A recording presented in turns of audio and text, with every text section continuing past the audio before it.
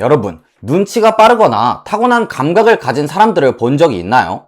이런 센스는 어디서 나오는 걸까요? 바로 상대방을 이해하고 전체적인 그림을 볼 줄 아는 상상력, 숨어있는 법칙을 판별하는 분석력 등에서 나오는 것이죠.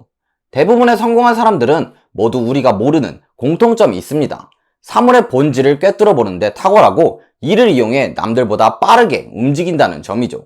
꼭 전문적인 지식을 가지고 있지 않더라도 에어비앤비나 우버처럼 기술의 본질을 이해하고 현실적으로 응용하는 능력이 뛰어난 사람들도 있습니다. 그런데 이 감각이 후천적으로 익힐 수 있는 것이라면 어떨까요? 그것도 돈을 버는데 필요한 감각을 말이죠. 경제적으로 성공하려면 눈앞의 정보가 아니라 사회나 경제를 움직이는 원리를 이해하는 것이 훨씬 중요합니다. 큰 그림을 볼 수 있는 능력이 생긴다면 특별한 재능 없이도 어느 정도의 돈과 지위를 얻을 수 있기 때문이죠. 그렇기 때문에 부자들은 본인의 자식들에게 인문학을 익히는데 아낌없이 투자한다고 하는데요.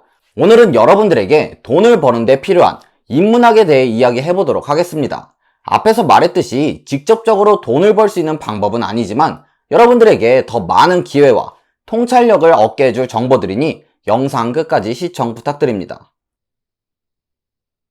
여러분들은 성공한 사람들이 쓸데없는 인연은 끊어내라, 성공한 사람들과 사귀어라 라고 말하는 것을 들은 적이 있나요? 아마 제 유튜브를 보신 분들은 한 번쯤은 들어보았을 말일 텐데요. 왜 그래야 할까요? 사람은 혼자서는 돈을 벌 수 없습니다.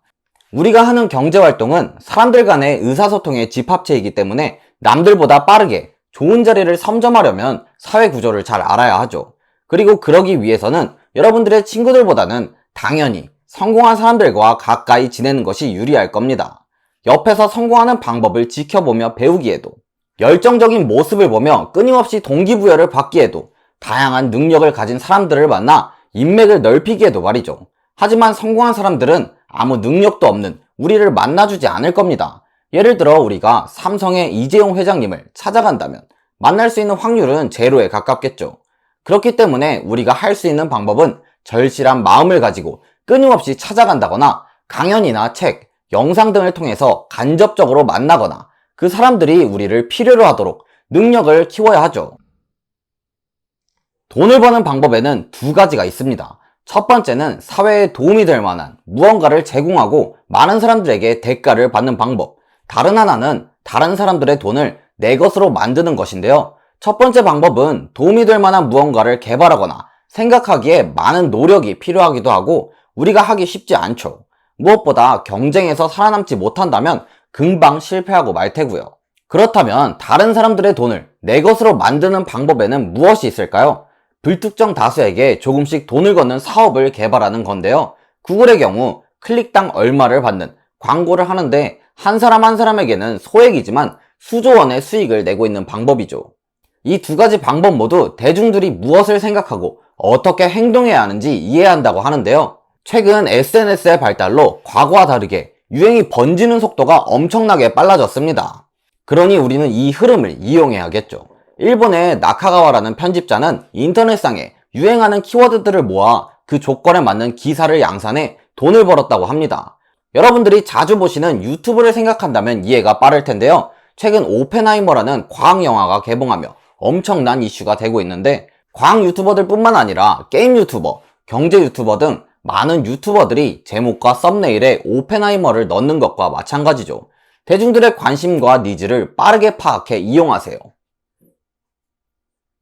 이 영상을 보고 계신 분들은 아마 경제에 관심이 많으신 분들이 대부분일 겁니다. 하지만 뉴스에 나오는 경제 기사들만 보고 판단하는 분들이 대다수일 텐데요. 예를 들면 저번 달 무역수지가 흑자로 전환한 데에는 많은 기사들이 나오고 사람들이 많이 관심을 가지는 반면 개인 소비에 대해서는 잘 관심을 가지지 않습니다. 그런 분들을 위해서 간단한 경제 구조를 설명해 드릴 텐데요. 여기 간단한 수식이 있습니다. 개인의 소비나 정부 지출, 투자가 늘어나면 경제가 성장한다는 수식인데요. 우리 사회에서 돈이 어떻게 돌고 있는지 알려주는 가장 단순한 모델이죠. 여기에서 GDP의 60%는 개인 소비, 20%는 정부 지출, 17%는 투자라고 했을 때 개인 소비가 3% 증가하는 것과 정부 지출이 9% 증가하는 것은 같은 효과를 내게 되겠죠. 하지만 정부 예산을 9% 올리는 것은 현실적으로 어려운 일일 뿐더러 3% 정도 올리더라도 그렇다 할 효과를 보기는 어렵습니다. 그렇기 때문에 우리는 정부 예산보다는 개인 소비와 투자에 더 관심을 가져야겠죠. 여기서 제가 말하고 싶은 점은 정작 중요한 것은 놓치고 사소한 것에 신경 쓰는 사람들이 많다는 겁니다. 여러분들이 소비를 줄이겠다고 마트에서 몇백 원 더 싼 재료들을 사고 외식 횟수를 줄이는 반면 실제 여러분들의 대부분의 소비는 주택, 보험, 자동차에서 이루어지는 것처럼 말이죠.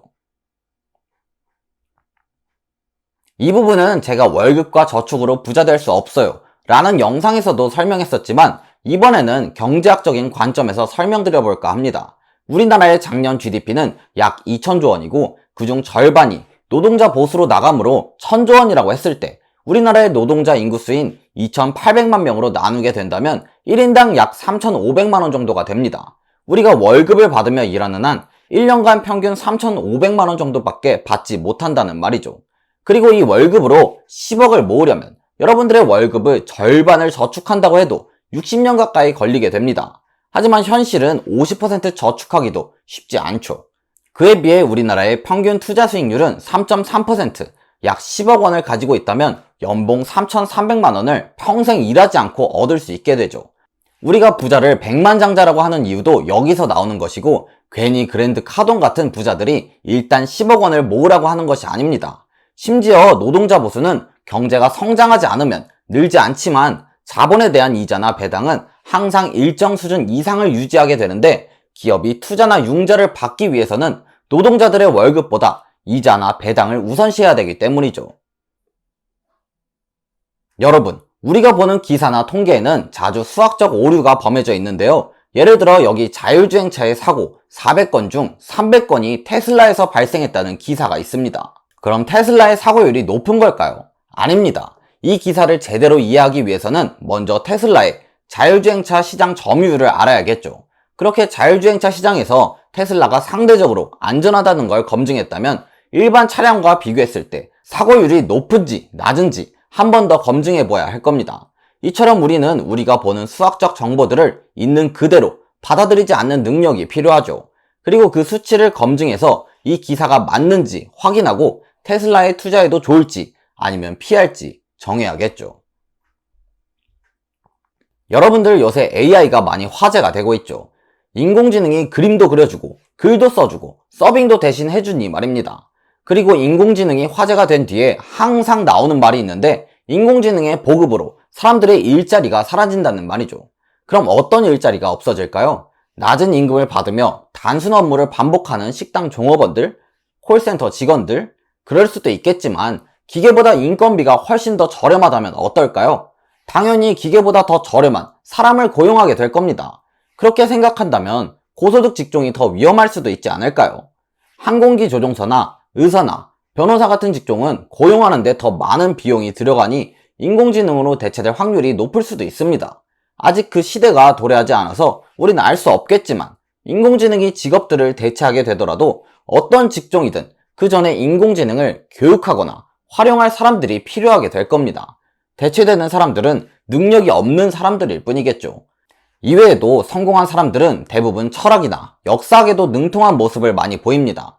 사람들을 어떻게 대해야 하는지, 자신을 어떻게 보여야 하는지 등은 철학으로부터 배울 수 있고 어떻게 대중들을 이끌지, 어떤 나라에서 어떤 사업을 해야 할지 등은 역사학으로부터 배울 수 있죠.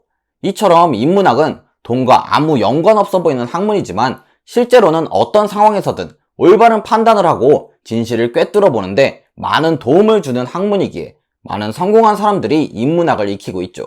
꼭 성공하기 위해서가 아니더라도 여러분들이 삶을 살아가는 데 있어서 많은 결정을 내릴 때 현명하게 생각하고 결정할 수 있는 근거가 되어줄 거라고 생각이 되네요. 어려운 학문들이지만 저도 이번 영상을 만들며 언젠간 꼭 익혀두어야 할 학문이라는 생각이 들었습니다.